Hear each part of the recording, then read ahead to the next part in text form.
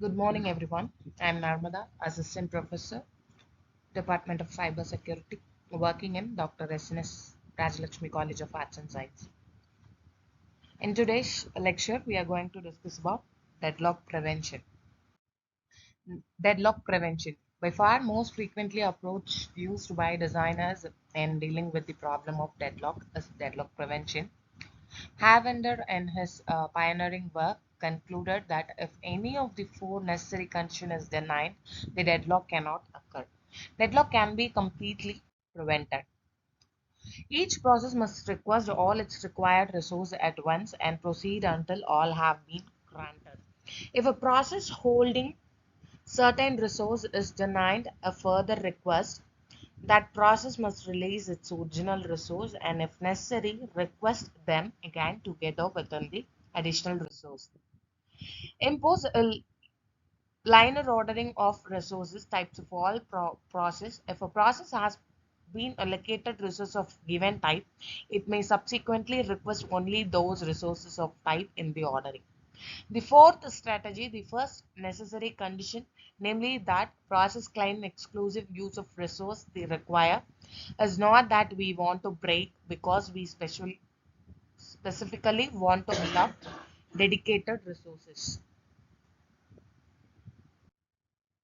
Eliminating mutual exclusion.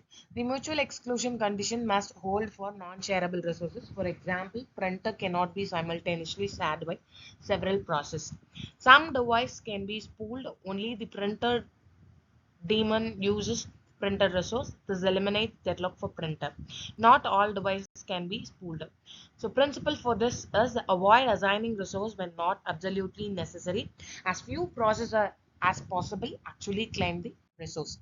Eliminating hold and wait. To ensure that the hold and wait condition never occurs in the system, we must guarantee that whenever a process requests a resource, it does not hold any other resource.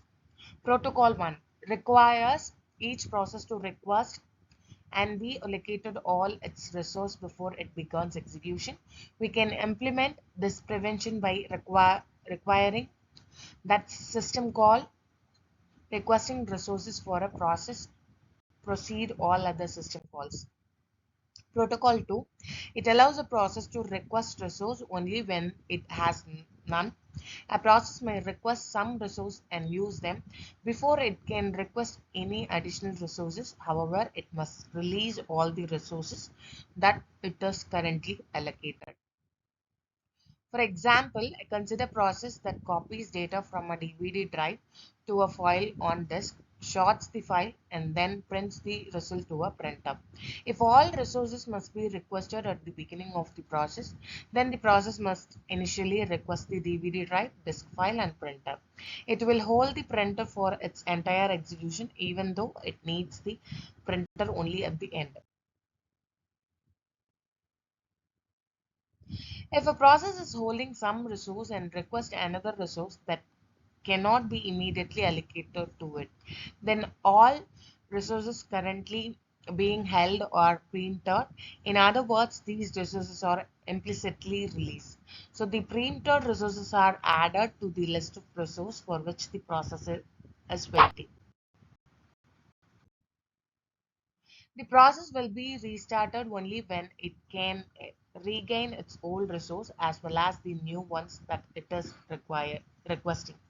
This protocol is often applied to resources whose state can be easily saved and restored later, such as CPU registers and memory space. It cannot generally be applied to such resources as printers and tables.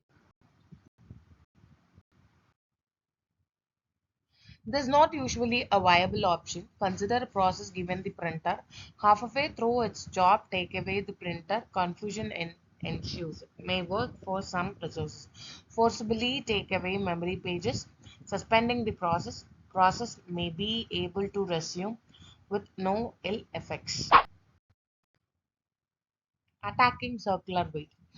Assign an order to resources. Always acquire resources in numerical order.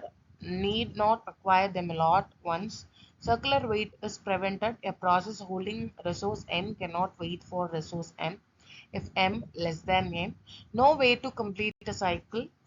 Place processes above the highest resource they hold and below any they are requesting. All arrows pointing up. So the pictorial representation of circular waiter is given in this. So from this lecture, you can understand about the concept of deadlock prevention and how we are preventing the deadlock by using that four conditions.